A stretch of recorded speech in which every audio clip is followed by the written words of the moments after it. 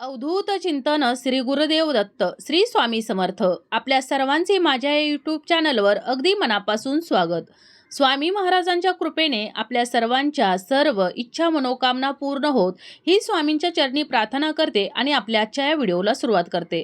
26 डिसेंबर 2023 रोजी येत आहे दत्त जयंती आणि या दत्त जयंतीच्या दिवशी आपल्याला एक अत्यंत प्रभावशाली असा उपाय करायचा आहे.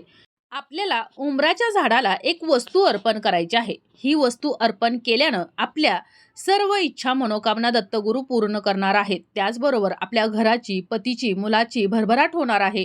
आपल्या घरावरची सर्व संकट, गरिबी, दारिद्र्य दूर होणार आहे आणि आपल्या सर्व इच्छा मनोकामना पूर्ण होणार आहेत. तर असा हा साधा सोपा पण अत्यंत प्रभावशाली उपाय कसा करायचा आहे हे आपण या व्हिडिओमध्ये जाणून घेणार आहोत. आणि या उंबराच्या झाडाला कोणती अशी वस्तू आहे की जी अर्पण केल्यानं आपल्या सर्व इच्छा मनोकामना पूर्ण होणार आहेत, तर हे संपूर्ण माहिती आपण या व्हिडिओमध्ये जाणून घेणार आहोत. तर ही माहिती जाणून घेण्याकरिता व्हिडिओ शेवटपर्यंत पहा. त्याचबरोबर चॅनलवर जे नवीन आहे त्यांनी चॅनलला सबस्क्राईब करा आणि व्हिडिओ पाहत असताना व्हिडिओला लाईक करायला विसरू नका. साक्षात दत्त निवास असलेला हा पवित्र वृक्ष म्हणजेच औदुंबर, 21 गुणांनी परिपूर्ण औदुंबर वृक्षाखाली सद्गुरू माऊली दत्तगुरूंनी साधना केली. औदुंबराला भूतलावरील कल्पवृक्ष देखील म्हटलं जातं, कारण या औदुंबराला प्रभू विष्णू आणि माता लक्ष्मीनी आशीर्वाद दिला आहे की याला सदैव फळे येतील. तसेच या झाडाचं जो व्यक्ती पूजन करेल आणि भक्तिभावाने त्याची सेवा करेल तर त्याच्या सर्व इच्छा मनोकामना पूर्ण होईल. तसेच या औदुंबराच्या सेवेने जन्मजन्मांतरीची पापं नष्ट होतात आणि इच्छित फलप्राप्ती होते. त्याचबरोबर या झाडाला जर नियमित प्रदक्षिणा घातल्या तर अपत्य प्राप्ती देखील होते, असं देखील आपल्या हिंदू पुराणशास्त्रात सांगितलं आहे. त्याचबरोबर या औदुंबराच्या वृक्षाखाली जर आपण एका ब्राह्मणाला जर जेवू घातलं तर अनेक ब्राह्मणांना जेवण घातल्याचं आपल्याला फळ प्राप्त होतं. त्याचबरोबर या औदुंबराची सेवा केल्यानं आपल्याला धनधान्य, संपत्ती, आरोग्य व सर्व प्रकारचे ऐश्वर्य प्राप्त होतं. तर अशी आहे या औदुंबराची महती. तर अशा या कल्पवृक्षाची आपल्याला या दत्त जयंतीच्या दिवशी अवश्य पूजा करायची आहे, जेणेकरून आपल्याला तिन्ही देवांचा आशीर्वाद प्राप्त होणार आहे. भगवान श्री हरिविष्णू, श्री दत्तगुरू आणि माता लक्ष्मी यांच्या कृपा आशीर्वादाने आपल्या सर्व इच्छा मनोकामना पूर्ण होणार आहेत. तर याविषयीची एक पौराणिक कथा देखील सांगितली जाते. हिरण्यकश्यपू राक्षसाला मारण्यासाठी भगवान श्री विष्णूंनी भगवान नरसिंह अवतार घेतला होता. जेव्हा हिरण्यकश्यपूने प्रल्हादाला विचारले की कुठे आहे तुझा देव, तेव्हा प्रल्हाद म्हणाला, चरात माझा देव आहे. हे ऐकून हिरण्यकश्यपूने तिथं असणाऱ्या औदुंबर लाकडाच्या खांबाला लाथ मारली आणि त्या क्षणी तो खांब फोडून त्यातून नरसिंह भगवान प्रकट झाले आणि त्यांनी हिरण्यकश्यपूला त्याच्याच राजवाड्यात त्याच्या उंबरठ्यावर बसूनच हिरण्यकश्यपूचे या नरसिंहाने पोट फाडले. आणि हे पोट फाडल्यामुळं पोटात असणाऱ्या अलिंकुट विषामुळं भगवान नरसिंह यांच्या नखात प्रचंड धाव व्हायला लागला. त्यावेळी माता लक्ष्मीनं तिथं जवळच असणाऱ्या औदुंबर वृक्षाची फळं आणून नरसिंहांना त्यांची नखं या फळामध्ये खुपसवायला लावली. औदुंबर वृक्षाच्या फळातील रसामुळं भगवान नरसिंह यांच्या नखातील दाह थांबली व त्यांनी प्रसन्न होऊन औदुंबर वृक्षाला आशीर्वाद दिला की माझा आणि माता लक्ष्मीचा वास नेहमी या औदुंबर वृक्षामध्ये असेल. आणि त्याचप्रमाणे नरसिंह, सरस्वती आणि श्री स्वामी समर्थ महाराज हे देखील या नरसिंहांचेच अवतार आहेत, म्हणजेच भगवान श्री हरी विष्णूंचेच अवतार आहेत. तर आता आपल्याला जो हा उपाय करायचा आहे, तर आता हा उपाय कसा करायचा आहे तर तो पाहूया. हा उपाय केल्यानं आपल्याला हे जे सर्व देव आहेत तर या सर्वांचा कृपाशीर्वाद प्राप्त होणार आहे. तर त्यासाठी आपल्याला या दत्त जयंतीच्या दिवशी सकाळी लवकर उठून अंघोळ करायची आहे आणि अंघोळीच्या पाण्यामध्ये गंगाजल मिसळून आपल्याला स्नान करायचं आहे. जर गंगाजल नसेल तर तुम्ही काळे तीळ देखील मिसळू शकता. आणि जर तुम्हाला शक्य असेल तर आपल्याला या दिवशी गंगा स्नान करायचं आहे किंवा एखाद्या पवित्र नदीमध्ये जर जाऊन स्नान करायला जर मिळाले तर हे अतिशय उत्तम होईल. यानंतर देवघरातील देवांची विधिवत पूजा करायची आहे. तुमच्या देवघरामध्ये जर दत्तगुरूंची मूर्ती असेल किंवा प्रतिमा असेल तर त्यांची देखील विधिवत पूजा आपल्याला करायची आहे. भगवान श्री हरी विष्णू, माता लक्ष्मी, श्री स्वामी समर्थ यांची आपल्याला पूजा करायची आहे. त्यानंतर या सर्वांना आपल्या सर्व इच्छा मनोकामना पूर्ण करण्यासाठी प्रार्थना करायची आहे. त्याचबरोबर या दिवशी म्हणजे दत्त जयंतीच्या दिवशी आपल्याला उपवास करायचा आहे. दिवसभर दत्तगुरूंचे नामस्मरण करायचं आहे. तर या दत्त जयंतीच्या दिवशी आपण दिवसभरात कधीही हा उपाय केला तर देखील चालू शकतो.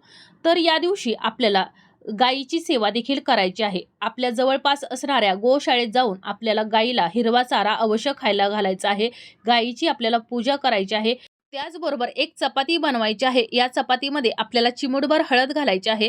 या चपातीवरती आपल्याला मुठभर चण्याची डाळ ठेवायची आहे. एक छोटासा गुळाचा खडा ठेवायचा आहे आणि हे आपल्याला या गायीला अवश्य खाऊ घालायचं आहे.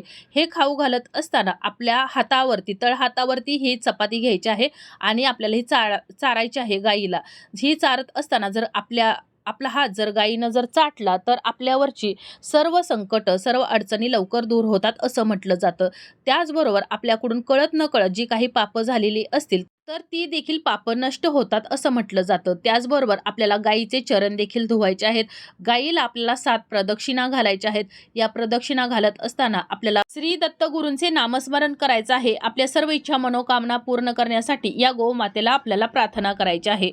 आणि त्यानंतर आपल्या जवळच असणाऱ्या दत्त मंदिरामध्ये आपल्याला जायचं आहे. जर तुमच्या जवळपास जर दत्त मंदिर नसेल तर श्री स्वामी समर्थ केंद्रामध्ये गेला तरी देखील चालेल. तिथं देखील तुम्हाला हे उंबराचे झाड पाहायला मिळेल. तर तिथं जाऊन आपल्याला या उंबराच्या झाडाची सेवा करायची आहे, म्हणजेच पूजा करायची आहे.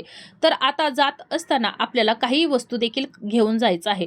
तर जात असताना आपल्याला हळदी कुंकू, अक्षदा, फुलं जे भगवान श्री हरिविष्णूंना वस्तू प्रिय आहेत तर त्या सर्व वस्तू आपल्याला या पूजेसाठी घेऊन जायच्या आहेत. म्हणजेच पिवळ्या रंगाची मिठाई असेल, पिवळ्या रंगाची फुलं असतील, पिवळ्या रंगाची फळे असतील, ते सर्व काही आपल्याला घेऊन जायचं आहे. आणि आणि त्याचबरोबर आपल्याला एक तांब्यावर पाणी देखील घ्यायचं आहे आणि या पाण्यामध्ये आपल्याला कच्चं दूध हे 1 चमचाभर मिसळायचं आहे. चिमूटभर हळद टाकायची आहे आणि यामध्ये आपल्याला अक्षदा टाकायच्या आहेत. अक्षदा अखंड असाव्या, कुठेही तुटलेली नसावी. तर हे सर्व या तांब्यामध्ये आपल्याला टाकायचं आहे. त्यानंतर आपल्याला एक दिवा देखील घ्यायचा आहे. दिवा शक्यतो मातीचा किंवा कणकेचा आपल्याला घ्यायचा आहे. परंतु जर तुमच्याकडे मातीचा दिवा नसेल किंवा कणकेचा दिवा जर तुम्ही घेऊ शकत नसाल तर तुम्ही कोणत्याही धातूचा घेतला तरी देखील चालेल. परंतु या दिवशी आपल्याला या उंबराच्या झाडाखाली कणकेचा किंवा मातीचा दिवा अवश्य प्रज्वलित करायचा आहे. तसेच हा दिवा लावत असताना आपल्याला या दिव्यामध्ये कलाव्याची वात देखील लावायची आहे. हा उपाय आपण लक्ष्मी प्राप्तीसाठी आणि सुख समृद्धीसाठी करत आहोत. त्यामुळे या दिव्यामध्ये आपल्याला या कलावेची वात लावायची आहे. त्याचबरोबर आपण हा जो दिवा प्रज्वलित करणार आहोत तर त्यामध्ये आपल्याला चिमूटभर हळद आणि 2 लवंगा देखील टाकायच्या आहेत आणि असा हा दिवा आपल्याला या उंबराच्या झाडाखाली त्या झाडाच्या मुळाशी प्रज्वलित करायचा आहे. त्यानंतर आपण या ज्या वस्तू घेतलेल्या आहेत तर या सर्व वस्तू म्हणजेच फुलं, हळदी कुंकू, अक्षदा, पिवळ्या रंगाची मिठाई, तसेच पिवळ्या रंगाची फळं ही सर्व या उंबराच्या झाडाला आपल्याला अर्पण करायची आहेत. आणि आपल्याला ही जी उंबराच्या झाडाला वस्तू अर्पण करायची आहेत ते म्हणजेच आपल्याला हे तांब्यावर जे पाणी आहे ज्याच्यामध्ये आपण चिमूटभर हळद, 1 चमचाभर दूध आणि अक्षदा टाकलेले आहे तर हे पाणी आपल्याला या झाडाच्या मुळाशी अर्पण करायचं आहे. आता हे सर्व करत असताना आपल्याला अजून एक अशी वस्तू अर्पण करायची आहे जी वस्तू अर्पण केल्यानंतर आपल्याला या तिन्ही देवांचा कृपाशीर्वाद प्राप्त होणार आहे. तर त्यासाठी आपल्याला पिवळ्या रंगाच्या मुठभर अक्षदा घ्यायच्या आहेत. अक्षदा करण्यासाठी आपल्याला पांढऱ्या रंगाचे अखंड तांदूळ घ्यायचे आहेत आणि त्यावरती आपल्याला चिमूटभर हळद मिसळायची आहे आणि हे तांदूळ आपल्याला पिवळे करून याच्या अक्षदा करायच्या आहेत. आणि हे मुठभर तांदूळ घेऊन आपली ही सर्व पूजा झाल्यानंतर उंबराच्या झाडाची त्यानंतर आपल्याला हे तांदूळ आपल्या मुठीमध्ये घ्यायचं आहेत आणि आपल्याला या उंबराच्या समोर बसायचं आहे आणि डोळे झाकून मनोभावे या उंबराच्या झाडाला आपण प्रार्थना करायची आहे. या भगवान श्री हरिविष्णूंना, दत्त गुरूंना, माता लक्ष्मीला, श्री स्वामी समर्थांना आपल्या सर्व इच्छा मनोकामना पूर्ण करण्यासाठी, आपल्यावरची सर्व संकट, सर्व दुःख, दारिद्र्य दूर होण्यासाठी आपल्याला प्रार्थना करायची आहे. माझ्यावरची सर्व संकट माझ्या मुलांवरची, पतीवरची, घरावरची सर्व संकट दूर होऊ दे. घरात लक्ष्मी मातेच्या कृपेने भरभराट होऊ दे. लक्ष्मी मातेचा वास नेहमी घरावरती राहू दे. श्री हरी विष्णूंचा तसेच माता लक्ष्मीचा, श्री दत्तगुरूंचा कृपाशीर्वाद माझ्या कुटुंबावर राहू दे. अशी जी काही इच्छा मनोकामना असतील किंवा तुमच्या काही संकट असतील, कुठल्याही अडचणी असतील तर ते सर्व आपण या उंबराच्या झाडाखाली बोलायचं आहे. हे तांदूळ आपल्याला मुठभर हातामध्ये घेऊन त्यानंतर आपल्याला तिथून उठायचं आहे आणि या उंबराच्या झाडाला आपल्याला 7 प्रदक्षिणा मारायच्या आहेत. तसेच या प्रदक्षिणा मारत असताना आपल्याला अगदी शांतपणे म्हणजे संत गतीने या प्रदक्षिणा मारायच्या आहेत.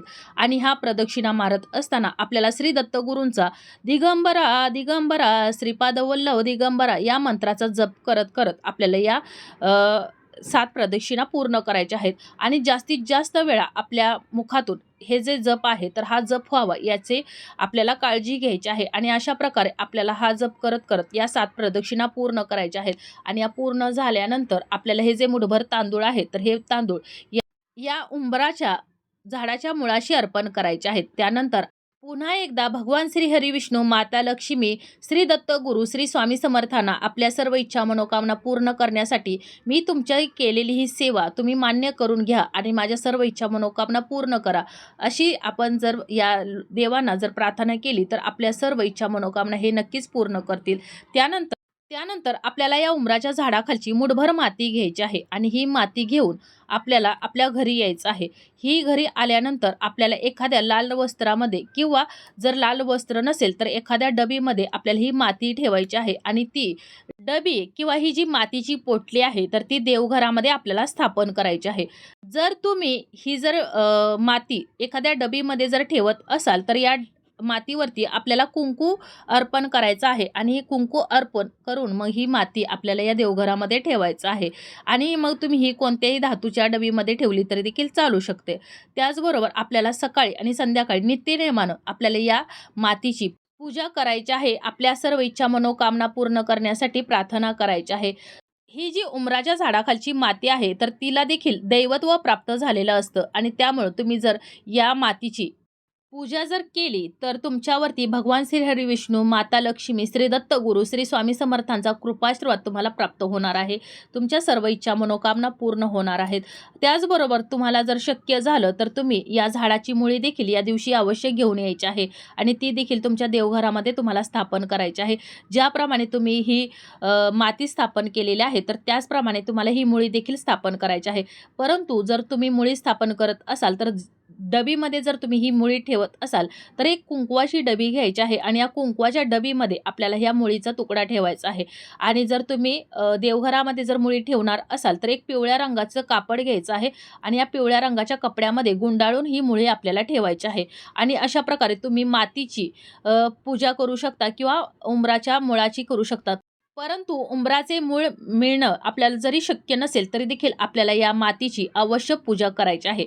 त्याचबरोबर मी तुम्हाला जी या झाडाला अर्पण करण्यासाठी जी वस्तू सांगितलेली आहे म्हणजेच मुठभर अक्षदा, त्याचबरोबर जे तांब्यामध्ये पाणी घेतलेलं आहे त्या पाण्यामध्ये आपण कच्चं दूध, हळद आणि अक्षदा टाकलेले आहेत. आपण जो दिवा लावलेला आहे तर या सर्व उपायामुळं आपल्यावरती श्रीहरी विष्णू, माता लक्ष्मी, श्री दत्त गुरु हे प्रसन्न होणार आहेत आणि त्यांच्या कृपेने आपल्या सर्व इच्छा मनोकामना पूर्ण होणार आहेत.